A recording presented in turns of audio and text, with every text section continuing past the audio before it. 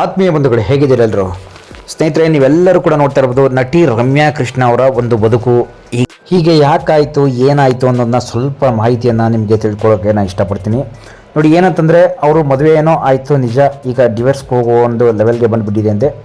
But ಈ ನಟಿಯ ಹತ್ರ ಒಂದು ನೋಡಿ 200 ಕೋಟಿಯಷ್ಟು ಆಸ್ತಿ ಇದೆಯಂತೆ. 200 ಕೋಟಿಯಷ್ಟು ಒಡತಿಯಾದ ನಟಿ, ಆಸ್ತಿಯಾದ ಒಡತಿಯಾಗಿದ್ದರ. ಈಗ ಈ ಸ್ಟಾರ್ ನಟಿ ಮದುವೆ ಆಗಿದ್ದು ಯಾರನ್ನ ಅಂತಂದರೆ ಕೂಡ ನಿಮ್ಗೆಲ್ಲರೂ ಕೂಡ ಲಾಸ್ಟ್ ಟೈಮ್ ವೀಡಿಯೋ ಮಾಡಿದ್ದೆ. ಬಟ್ ಈಗಲೂ ಒಂದಷ್ಟು ಮಾಹಿತಿಯನ್ನು ಕೊಡ್ತೀನಿ. ಅವರ ಲವ್ ಸ್ಟೋರಿ ಹೇಗೆ ಸ್ಟಾರ್ಟ್ ಆಯಿತು, ಏನಾಯಿತು. ಬಟ್ ಏನಂತಂದರೆ ಕೊನೆಗಳಿಗೆಯಲ್ಲಿ ಈಗ ಎಲ್ಲಿ ಹೋಗ್ತಾ ಇದೆ ಅವ್ರ ಜೀವನ, ಈಗ ಡಿವೋರ್ಸ್ವರೆಗೂ ಯಾಕೆ ಹೋಗ್ತಾ ಇದೆ, ಸಂಸಾರದಲ್ಲಿ ಬಿರುಕು ಯಾಕೆ ಮೂಡ್ತು ಅನ್ನೋದನ್ನ ಸ್ವಲ್ಪ ಮಾಹಿತಿಯನ್ನು ಸ್ವಲ್ಪ ತಿಳಿಸ್ಕೊಡ್ತೀನಿ. ಸ್ನೇಹಿತರೆ, ಅದಕ್ಕೆ ಮೊದಲು ನಮ್ಮ ಚಾನಲ್ ಫಸ್ಟ್ ಟೈಮ್ ನೋಡ್ತಾ ಇದ್ದರೆ ದಯವಿಟ್ಟು ಸಬ್ಸ್ಕ್ರೈಬ್ ಮಾಡಿ ನೋಡಿ. ಸದಾ ನಿಮ್ಮ ಅವಕಾಶ ಬೆಂಬಲ ಹೀಗೆ ಇರಲಿ. ನಿಮಗೇನಿಸುತ್ತೆ ಕೂಡ ಕಾಮೆಂಟ್ ಮಾಡಿ ನೋಡಿ. ನಮ್ಮ ಫೇಸ್ಬುಕ್ ಪೇಜ್ ಕೂಡ ಫಾಲೋ ಮಾಡಿ ನೋಡಿ. ರಮ್ಯಾ ಕೃಷ್ಣ ಅವರ ಒಂದು ನೆಟ್ವರ್ತ್ ಅಂದರೆ ಒಂದು ವಾರ್ಷಿಕ ಆದಾಯ ಗಳಿಕೆ ಹೇಗಿರುತ್ತೆ ಅಂತಂದರೆ, ಚಿತ್ರರಂಗದಲ್ಲಿ ಸುಮಾರು 40 ವರ್ಷಗಳ ವೃತ್ತಿ ಜೀವನ, 4 ಭಾಷೆಗಳಲ್ಲಿ 300ಕ್ಕೂ ಅಧಿಕ ಚಲನಚಿತ್ರಗಳಲ್ಲಿ ನಾಯಕಿ ನಟಿಯಾಗಿ ಕೂಡ ನಟಿಸಿದ್ದಾರೆ. ಕೆಲವೊಂದಷ್ಟು ನಟಿಯಾಗಿ ಸೈಡ್ ಆ್ಯಕ್ಟರ್ ಆಗಿ ಕೂಡ ನಟಿಸಿದ್ದಾರೆ. ನಮ್ಮ ಕನ್ನಡ ಚಿತ್ರದಲ್ಲೂ ನೀವು ನೋಡಿರ್ಬೋದು. ಈಗ ಎಷ್ಟೊಂದರೆ ನಮ್ಮ ಕನ್ನಡ ಚಿತ್ರದಲ್ಲಿ ರಕ್ತ ಕಣ್ಣೀರು ಚಿತ್ರದಲ್ಲಿ ತುಂಬ ಫೇಮಸ್ ಆಗಿರ್ತಾರೆ. ಅದು ಬಿಟ್ಟರೆ ರವಿಚಂದ್ರನ್ ಅವರ ಮಾಂಗಲ್ಯಂ ತಂತು ನಾನೇನ ಅನ್ನೋ ಸಿನಿಮಾದಲ್ಲಿ ಸ್ವಲ್ಪ ಫೇಮಸ್ ಆಗಿರ್ತಾರೆ. ಅದು ಬಿಟ್ಟರೆ ಬಾಹುಬಲಿ ಅನ್ನೋ ಸಿನಿಮಾ ನೀವು ನೋಡೇ ಇರ್ತೀರ. ತೆಲುಗಲ್ಲಿ ಪ್ರಭಾಸ್ ಜೊತೆ ಬಾಹುಬಲಿ ಸಿನಿಮಾದಲ್ಲಿ ತಾಯಿಯ ಪಾತ್ರದಲ್ಲಿ ಕೂಡ ಇರ್ತಾರೆ. ನೋಡಿ, 2ನೇ ಇನ್ನಿಂಗ್ಸ್ನಲ್ಲಿ ಕೂಡ ಇವರು ಪ್ಯಾನ್ ಇಂಡಿಯಾ ರೇಂಜ್ನಲ್ಲಿ ಕೂಡ ಜನಪ್ರಿಯತೆ ಗಳಿಸಿದ ನಾಯಕಿ ಯಾರು ಅಂತಂದರೆ ಅದು ರಮ್ಯಾ ಕೃಷ್ಣ ಅವರೇ. ಅವರು ಒಬ್ಬ ಸ್ಟಾರ್ ನಿರ್ದೇಶಕನನ್ನು ಕೂಡ ಮದುವೆ ಆಗ್ತಾರೆ. ಅವ್ರು ಯಾರು ಕೂಡ ಅಂತ ನಿಮ್ಗೆ ತೋರಿಸ್ತಾ ಇದ್ದೀನಿ. ನಿರ್ದೇಶಕನನ್ನೇ ಮದುವೆ ಆಗ್ತಾರೆ. ಬಟ್ ಅವ್ರ ಲವ್ ಕೂಡ ಹೆಂಗೆ ಸ್ಟಾರ್ಟ್ ಆಯಿತು ಅನ್ನೋದನ್ನ ಸ್ವಲ್ಪ ಇಂಚು ಬಿಡ್ತಾ ಹೋಗ್ತೀನಿ. ನೋಡಿ, ಅವ್ರು ಯಾರು, ಈಗ ಏನು ಮಾಡ್ತಾ ಇದ್ದಾರೆ, ಅವರ ಒಂದು ಆಸ್ತಿ ಎಷ್ಟಿದೆ ಅನ್ನೋ ಮಾಹಿತಿ ಕೂಡ ನಿಮಗೆ ಇಂಚು ತೋರಿಸ್ತಾ ಹೋಗ್ತೀನಿ. ಏನಂತಂದರೆ, ಬಟ್ ರಮ್ಯಾ ಕೃಷ್ಣ ಅವರು ಮದುವೆ ಆಗಿದ್ದು ಹೇಗೆ ಅಂತಂದರೆ, ಒಬ್ಬ ಸ್ಟಾರ್ ನಿರ್ದೇಶಕನನ್ನು ಮದುವೆ ಆಗ್ತಾರೆ. ಅದು ಹೇಗೆ ಅಂತಂದರೆ, ನೋಡಿ, ಗುಲಾಬಿ ಅನ್ನೋ ಒಂದು ಸಿನಿಮಾದ ಹಾಡುಗಳನ್ನು ತುಂಬ ಇಷ್ಟ ಆಗ್ತಿದ್ರಂತೆ. ಇವರು ತುಂಬ ಇಷ್ಟಪಡ್ತಿದ್ರಂತೆ. ಏನಂತಂದರೆ, ಗುಲಾಬಿ ಅನ್ನೋ ಸಾಂಗ್ಸ್ಗೂ ತುಂಬ ಚೆನ್ನಾಗಿತ್ತಂತೆ ಮೂವಿಲಿ. ಬಟ್ ಏನಂತಂದರೆ, ಆ ಗುಲಾಬಿ ಅನ್ನೋ ನಿರ್ದೇಶಕ ಇವರೇ. ನೋಡಿ, ಅವ್ರ ಹೆಸರು ಬಂದು ಕೃಷ್ಣ ವಂಶಿ ಅಂತ ಅವರ ಹೆಸರು. ವಂಶಿ ಅಂತಕ್ಕಂಥ ಇವರು ಅಂದರೆ ವಂಶಿ ನಿರ್ದೇಶಕರು. ಅಂದರೆ ನಾವು ಕನ್ನಡ ಸಿನಿಮಾ ವಂಶಿ ಅಲ್ಲ, ಇವ್ರ ಹೆಸರೇ ಬಂದು ಕೃಷ್ಣ ವಂಶಿ ಅಂತ.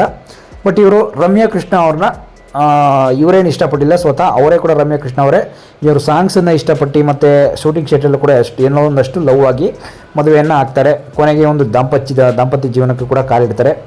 ನಂತರ ಏನಾಗುತ್ತೆ ಅಂತಂದರೆ, ಇವರ ಮಧ್ಯದಲ್ಲಿ ಬಿರುಕನ್ನು ತಂದಿರ್ತವೆ ಯಾರು ಏನು ಅಂತ ಕೂಡ ಒಂದು ವಿಷಯ ತಿಳಿದು ಬರಲ್ಲ. ಬಟ್ ಹೋಗ್ತಾ ತಿಳ್ಕೊಳ್ಳೋಣ ಏನಾಗುತ್ತೆ ಇವರ ಜೀವನದಲ್ಲಿ, ಏನೇನೆಲ್ಲ ಬೆಳವಣಿಗೆ ಆಗುತ್ತೆ. ನಂತರ ಇವರು ಶೂಟಿಂಗ್ ಸೆಟ್ಟಲ್ಲಿ ಕೂಡ ಲವ್ ಮಾಡಿ ಮದುವೆಯಾಗಿ ಜೀವನದಲ್ಲಿ ಯಾವ ರೀತಿ ದಾಂಪತ್ಯ ಜೀವನದಲ್ಲಿ ಬಿರುಕನ್ನು ಬೀಳಿಸ್ಕೊಳ್ತಾರೆ ಅಂತ ಅನ್ನೋದು ಇಲ್ಲಿ ಬರುತ್ತೆ. ನೋಡಿ, ಸುದ್ದಿ ಏನಂತಂದರೆ, ನೋಡಿ ಸ್ನೇಹಿತರೆ, ನಮ್ಮ ಕನ್ನಡ ಇಂಡಸ್ಟ್ರಿಯಲ್ಲಿ ಹಲವಾರು ಸಿನಿಮಾ ನಟಿಯರು ಲವ್ ಮಾಡಿ ಮದುವೆ ಆಗ್ತಕ್ಕಂಥದ್ದು ಎಲ್ಲರೂ ಸಹಜ. ನೀವು ನೋಡ್ತಾನೆ ಇದ್ದೀರಾ ಪದೇ.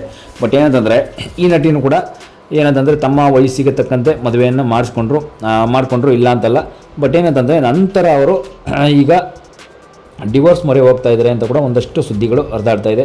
ಬಟ್ ಏನಂತಂದರೆ, ಯಾಕೆ ಡಿವೋರ್ಸ್ ಹೋಗ್ತಾ ಇದ್ದಾರೆ ಅಂತ ಅನ್ನೋದನ್ನ ತಿಳ್ಕೊಳ್ಳೋಣ. ನೋಡಿ, ದಕ್ಷಿಣ ಚಿತ್ರರಂಗದಲ್ಲಿ 4 ದಶಕಗಳನ್ನು 40 ವರ್ಷಗಳಿಂದಲೂ ಹೆಚ್ಚು ಕಾಲ ಒಂದು ತಾರಾಪಟವನ್ನು ಮುಂದುವರಿಸಿದ ನಟಿಯರು ಬಹಳ ಕಡಿಮೆ. ಅದರಲ್ಲಿ ಇವರು ಕೂಡ ತುಂಬ ಯಥೇಚ್ಛವಾಗಿ ಕೂಡ ಮುಂದುವರೆದಿದ್ದವರು ಅಂತ ಹೇಳ್ಬೋದು.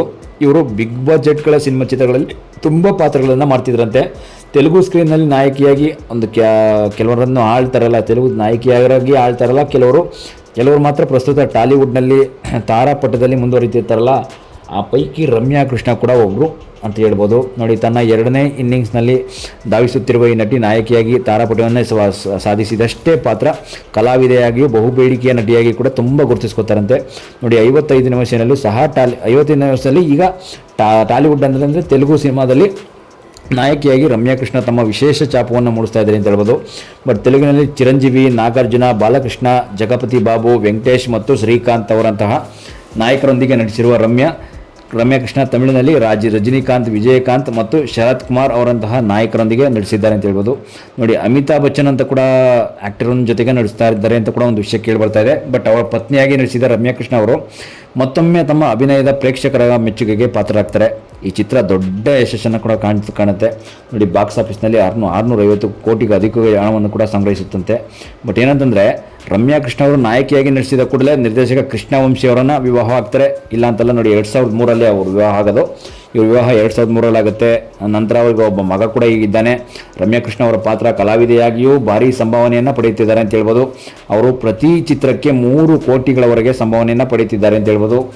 ತುಂಬ ಮಾತು ಕೇಳಿ ಬರ್ತಾ ಇದೆ. ಈ ವಿಷಯದಲ್ಲಿ ಸತ್ಯ ಅಂತೂ ಕೂಡ ಇನ್ನೂ ತಿಳಿದು ಬಂದಿಲ್ಲ ಎಷ್ಟು ಅಂತ, ಬಟ್ ಆದರೂ ಕೂಡ 3 ಕೋಟಿಯಷ್ಟು ಸಂಭಾವನೆ ಪಡೀತಾ ಇದ್ದಾನೆ ಅಂತ ಕೂಡ ಒಂದು ಸುದ್ದಿಯನ್ನು ಕೂಡ ಕೇಳಿ ಬಂತು, ಒಂದು ಸುದ್ದಿ. ಬಟ್ ಅದನ್ನು ನಾನು ನಿಮ್ಗೆ ತಿಳಿಸ್ಕೊಡ್ತಾ ಇದ್ದೀನಿ ಅಷ್ಟೇ.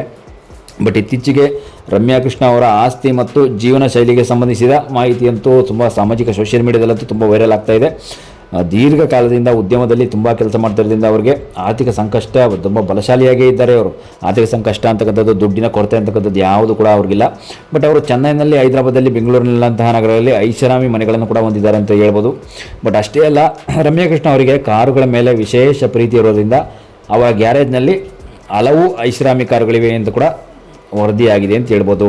ನೋಡಿ, ನಟಿ ರಮ್ಯಾ ಕೃಷ್ಣ ಅವರಿಗೆ ಆಭರಣಗಳ ಮೇಲೆ ವಿಶೇಷ ಒಲವು ಇದೆಯಂತೆ. ಅವರು ವಿವಿಧ ಸಂದರ್ಭಗಳಲ್ಲಿ ಚಿನ್ನವನ್ನು ಧರಿಸಲು ಕೂಡ ಇಷ್ಟಪಡ್ತಿದ್ದರಂತೆ. ರಮ್ಯಾ ಕೃಷ್ಣ ಅವರ ಆಸ್ತಿ ಸುಮಾರು 200 ಕೋಟಿಗೂ ಅಧಿಕ ಇದೆಯಂತೆ. ಬಟ್ 200 ಕೋಟಿಗೂ ಅಧಿಕ ಇದೆ ಅಂತ ಕೂಡ ಅವರೇ ಸ್ವತಃ ಹೇಳ್ಕೊಂಡಿದ್ದಾರೆ. ಬಟ್ ಅವರ ಚಿತ್ರಗಳ ವಿಷಯಕ್ಕೆ ಬಂದರೆ, ಬಾಹುಬಲಿ ನಂತರ ರಮ್ಯಾ ಕೃಷ್ಣ ಅವರ ತುಂಬ ಅವಕಾಶಗಳು ಕೂಡ ಹೆಚ್ಚಿದೆಯಂತೆ. ನೋಡಿ, 55ನೇ ವಯಸ್ಸಲ್ಲೂ ಕೂಡ ಈಗಲೂ ಕೂಡ ಒಂದು ನಾಯಕ ನಟಿಯಾಗಿ ಕೂಡ ಒಂದು ಅಭಿನಯನ ಮಾಡ್ತಾ ಇದ್ದಾರೆ ಅಂತಂದರೆ ಮೆಚ್ಕೊಳ್ಳೇಬೇಕು. ಯಾಕೆಂತಂದರೆ ಇಂಥ ಅವಕಾಶ ಎಲ್ರಿಗೂ ಸಿಗಲ್ಲ. ನೀವೆಲ್ಲರೂ ಕೂಡ ನೋಡೇ ಇರ್ತೀರ. ನಟಿ ರಮ್ಯಾ ಕೃಷ್ಣ ಅವ್ರಿಗೆ ಸಿಗುವಂತಕ್ಕಂಥ ಅವಕಾಶ ಬೇರೆ ಯಾರಿಗೂ ಸಿಗಲ್ಲ.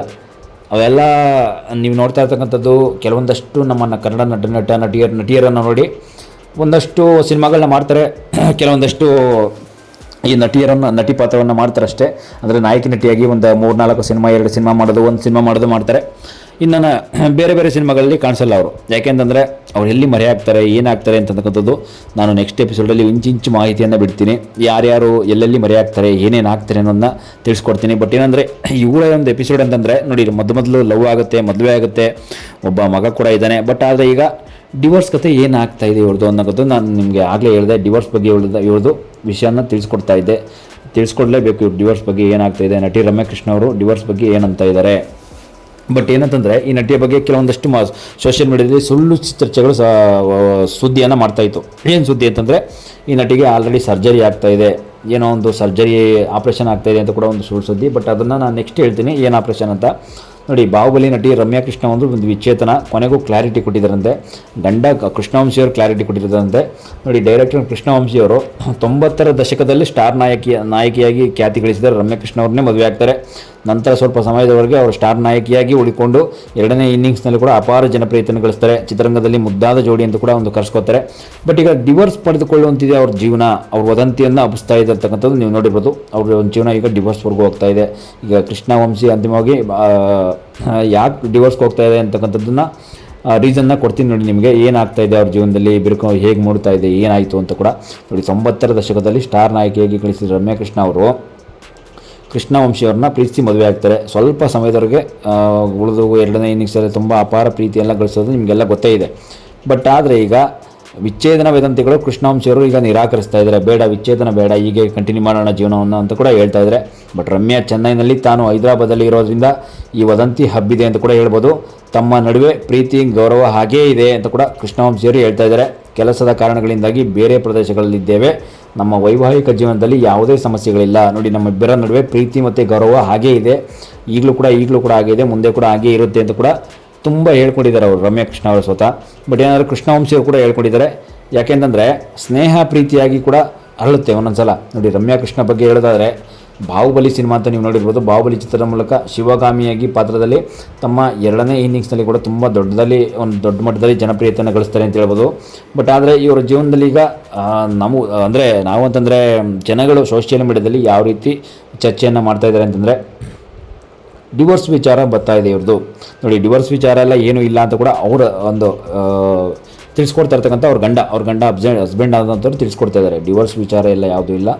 ಯಾಕೆ ಡಿವೋರ್ಸ್ ವಿಚಾರ ಎಲ್ಲ ಎತ್ತುತ್ತಾ ಇದ್ದಾರೆ, ಡಿವೋರ್ಸ್ ಎಲ್ಲ ಏನಿಲ್ಲ. ಅವ್ರು ಏನೋ ಸ್ವಲ್ಪ ಸಿನಿಮಾದಲ್ಲಿ ಬ್ಯುಸಿ ಇದ್ದಾರೆ, ನಾನು ಬೇರೆ ಕಡೆ ಬ್ಯುಸಿ ಇದ್ದಿರೋದ್ರಿಂದ ಬಿಸ್ನೆಸ್ಸಲ್ಲಿ ಇಬ್ಬರು ಕೂಡ ಮೀಟ್ ಆಗ್ತಾಯಿಲ್ಲ, ಒಂದೇ ಮನೇಲಿ ಇಲ್ಲ ಅಷ್ಟೇ ಅಂತ ಕೂಡ ಹೇಳ್ಕೊಂಡಿದ್ದಾರೆ. ಬಟ್ ಆದರೂ ಕೂಡ ನೋಡಿ, 1985ರಲ್ಲಂತೂ 14ನೇ ವಯಸ್ಸಿಗೆ ನಟಿಯಾಗಿ ಪಾದಾರ್ಪಣೆ ಮಾಡಿದ್ರಂತೆ ರಮ್ಯಾ ಕೃಷ್ಣ. ಬಟ್ ಆದರೂ ಸಿನಿಮಾದಿಂದ ಉತ್ತಮ ಪ್ರತಿಕ್ರಿಯೆ ಸಿಕ್ತಂತೆ ಅವರಿಗೆ. ಒಂದು ತುಂಬ ಸೀರಿಯಲ್ಗಳಲ್ಲೂ ಕೂಡ ದೊಡ್ಡ ರಿಯಾಲಿಟಿ ಶೋಗಳಲ್ಲಿ ತುಂಬ ಹೆಚ್ಚೆಚ್ಚು ಪಾತ್ರವನ್ನು ಮಾಡ್ತಿದ್ದಂತೆ ಇವರು ರಮ್ಯಾ ಕೃಷ್ಣ. ಜೊತೆಗೆ ಅದಲ್ಲದೆ ಕೂಡ ಜಯಲಲಿತಾ ಜೀವನ ಆಧಾರಿತ ಕ್ವೀನ್ಸ್ ವೆಬ್ ಸೀರೀಸ್ನಲ್ಲಿ ಕೂಡ ಒಂದು ರಮ್ಯಾ ಅವರ ಒಂದು ಪಾತ್ರ ನೀವು ನೋಡಿರ್ಬೋದು, ತುಂಬ ಚೆನ್ನಾಗಿ ನಟಿಸಿದ್ದಾರೆ. ಅಷ್ಟಲ್ಲದೆ ರಮ್ಯಾ ಕೃಷ್ಣನಿಗೆ ಹಲವು ಕಾರ್ಯಕ್ರಮಗಳಲ್ಲಿ ನಿರೂಪಕಿಯಾಗಿರೋ ಕೂಡ ಕೆಲಸ ಮಾಡಿದ್ದಾರೆ. 200ಕ್ಕೂ ಹೆಚ್ಚು ಚಿತ್ರಗಳಲ್ಲಿ ನಟಿಸಿರುವ ರಮ್ಯಾ ಕೃಷ್ಣ ಅವರು ತಮ್ಮ ಅದ್ಭುತ ನಟನೆಯಿಂದ ಎಲ್ಲ ಮನಸ್ಸು ಗೆದ್ದಿದ್ದಾರೆ ಅಂತ ಹೇಳ್ಬೋದು. ಬಟ್ ಈಗ ಇವರ ಡಿವೋರ್ಸ್ ಸುದ್ದಿ ಅಂತೂ ದಯವಿಟ್ಟು ಯಾರು ಕೂಡ ಎತ್ತಕ್ಕೆ ಹೋಗ್ಬಿಡಿ. ಯಾಕೆಂತಂದರೆ ನಾನು ನಿಮ್ಗೆ ತಿಳಿಸ್ಕೊಡ್ತಿರ್ತಕ್ಕಂಥ ಒಂದು ವಿಷಯ ಡಿವೋರ್ಸೇ ಮೇಯ್ನು. ಬಟ್ ರಮ್ಯಾ ಕೃಷ್ಣ ಇದ್ರ ಬಗ್ಗೆ ಹೇಳೋದಾದರೆ ಏನಂತಂದರೆ ವಿಚ್ಛೇದನ ವದಂತಿಗಳನ್ನು ಕೃಷ್ಣ ಅವರು ಹಸ್ಬೆಂಡೇ ಹೇಳ್ಬಿಟ್ಟಿದ್ದಾರೆ. ಕೃಷ್ಣ ವಂಶೀಯರಂತೂ ತುಂಬ ನಿರಾಕರಿಸ್ತಿದೆ ಅಂತ ಹೇಳ್ಬೋದು. ರಮ್ಯಾ ಚೆನ್ನೈನಲ್ಲಿ ನಾನು ಹೈದರಾಬಾದಲ್ಲಿರೋದ್ರಿಂದ ಈ ವದಂತಿ ತುಂಬ ಹಬ್ತಾರೆ ಅಷ್ಟೇ, ನಮ್ಮ ನಡುವೆ ತುಂಬ ಪ್ರೀತಿ ಗೌರವ ಹಾಗೆ ಇದೆ ಅಷ್ಟೇ. ಆದರೆ ತುಂಬ ಗೌರವ ಎಲ್ಲ ಕೂಡ ಪ್ರೀತಿಯಿಂದ ಇದ್ದಾರೆ. ನಾವು ಯಾವುದೇ ರೀತಿ ವಿಚ್ಛೇದನ ಪಡ್ಕೊಂಡಿಲ್ಲ ಅಂತ ಕೂಡ ರಮ್ಯಾ ಕೃಷ್ಣ ಅವರು, ಅಂದರೆ ರಮ್ಯಾ ಕೃಷ್ಣ ಅಲ್ಲ, ಸ್ವತಃ ಅವ್ರ ಗಂಡ ಕೃಷ್ಣ ವಂಶಿಯವರು ಹೇಳ್ತಾ ಇರ್ತಕ್ಕಂಥದ್ದು. ನೋಡಿ, ನಮ್ಮ ವೈವಾಹಿಕ ಜೀವನದಲ್ಲಿ ಯಾವುದೇ ಸಮಸ್ಯೆ ಇಲ್ಲ, ಯಾವುದೇ ಒಂದು ವದಂತಿಯನ್ನು ಹಬ್ಬಿಸ್ಬಿಡಿ ಸೋಷಿಯಲ್ ಮೀಡಿಯಾದಲ್ಲಿ. ಯಾಕೆಂತಂದರೆ ತುಂಬ ಗೌರವ ಇದೆ ಅವ್ರ ಮೇಲೆ, ನನ್ನ ಮೇಲೆ ತುಂಬ ಗೌರವದಿಂದ ನಾವು ಚೆನ್ನಾಗೇ ಇದ್ದೀವಿ. ಯಾಕೆಂದರೆ ಅವರು ತೆಲುಗು ಇಂಡಸ್ಟ್ರಿಲಿ ತುಂಬ ಸಕ್ಸಸ್ಸನ್ನು ಕಾಣ್ತಾ ಇದ್ದಾರೆ. ಅಲ್ಲಿ ಕೂಡ ಆಪರ್ಚುನಿಟಿಗಳಿವೆ. ಅವರು ಹೈದರಾಬಾದಲ್ಲಿದ್ದಾರೆ, ನಾನು ಚೆನ್ನೈಲಿದ್ದೀನಿ ಅಷ್ಟೇ, ಬೇರೆ ಏನೇನಿಲ್ಲ. ನೋಡಿ, ರಮ್ಯಾ ಚೆನ್ನೈಲಿದ್ದರೂ ಕೂಡ ನಾನು ಹೈದರಾಬಾದಲ್ಲಿ ಇರ್ತೀನಿ. ಯಾಕೆಂದರೆ ಬೇರೆ ಕಡೆ ಇರೋದ್ರಿಂದ ಅದೆಲ್ಲ ಒಂದು ನಮಗೆ ಕೆಲವೊಂದಷ್ಟು ಜನ ಮಾತಾಡ್ಕೋಬೋದು, ಏನೇನೋ ಕೆಲವೊಂದಷ್ಟು ಇವರೆಲ್ಲ ಬೇರೆ ಒಂದು ಸಂಬಂಧವನ್ನು ಇಟ್ಕೊಂಡಿದ್ದಾರೆ. ಯಾಕೆಂದರೆ ಅಂದರೆ ಸಿನಿಮಾ ಇಂಡಸ್ಟ್ರಿ ಸಂಬಂಧವನ್ನು ಬೇರೆ ನಟರ ಜೊತೆ ಈ ಥರ ಎಲ್ಲ ಇಟ್ಕೊಂಡಿರ್ತಾರೆ ಅಂತ ಕೂಡ ನೀವು ಅನ್ಕೋಬೋದು. ದಯವಿಟ್ಟು ಹಾಗೆಲ್ಲ ಅಂದ್ಕೊಳಕ್ಕೆ ಹೋಗ್ಬೇಡಿ. ಯಾಕೆಂದರೆ ನಮ್ಮ ಜನ ಆ ಥರನೇ ಥಿಂಕ್ ಮಾಡೋದು, ನಿಮಗೆಲ್ಲ ಗೊತ್ತಿರುತ್ತೆ. ಥಿಂಕ್ ಮಾಡೋದೆಲ್ಲ ಇದೇ ಥರನೇ. ಆದರೆ ಹೋಗ್ತಾ ಅದೆಲ್ಲ ಅವ್ರಿಗೆ ಕಷ್ಟ ಅರ್ಥ ಆಗುತ್ತೆ. ಯಾಕೆಂದರೆ ಜೀವನ ಅಂತಕ್ಕಂಥದ್ದನ್ನು ನಾವು ಯಾವ ಥರ ಸವಿಬೇಕು, ಯಾವ ಥರ ಪಾಸಿಟಿವ್ ಆಗಿ ನೋಡಬೇಕು, ನೆಗೆಟಿವ್ ಎಲ್ಲ ಬಿಡಬೇಕು ಅನ್ನೋದು ಅದು ಹೋಗ್ತಾ ಪಾಠ ಕಲಿಸುತ್ತೆ ಜೀವನದಲ್ಲಿ. ಬಟ್ ಇದು ಅಷ್ಟೇ, ಇವರ ಒಂದು ಜೀವನದಲ್ಲಿ ಕೂಡ ಏನಂತಂದರೆ ಬಿರುಕನ್ನು ಮೂಡಿಸ್ಬೇಡಿ ಯಾರು ಕೂಡ. ದಯವಿಟ್ಟು ಆದಷ್ಟು ಒಳ್ಳೆ ಪಾಸಿಟಿವ್ ವಿಡಿಯೋನೇ ಹಾಕಿ. ನಿಮಗೇನಿಸುತ್ತೆ ಕೂಡ ಇವ್ರ ಬಗ್ಗೆ ಕಾಮೆಂಟ್ ಮಾಡಿ. ನಮ್ಮ ಕನ್ನಡ ಸಿನಿಮಾದಲ್ಲಿ ಹಲವಾರು ಸಿನಿಮಾ ನಟಿಸಿರೋದ್ರ ಬಗ್ಗೆ ನಿಮಗೇನಿಸುತ್ತೆ ಕಾಮೆಂಟ್ ಮಾಡಿ. ಮತ್ತು ಯಾವ್ಯಾವ ಸಿನಿಮಾ ನೀವು ನೋಡಿದ್ದೀರಾ ಕಾಮೆಂಟ್ ಕೂಡ ಮಾಡಿ.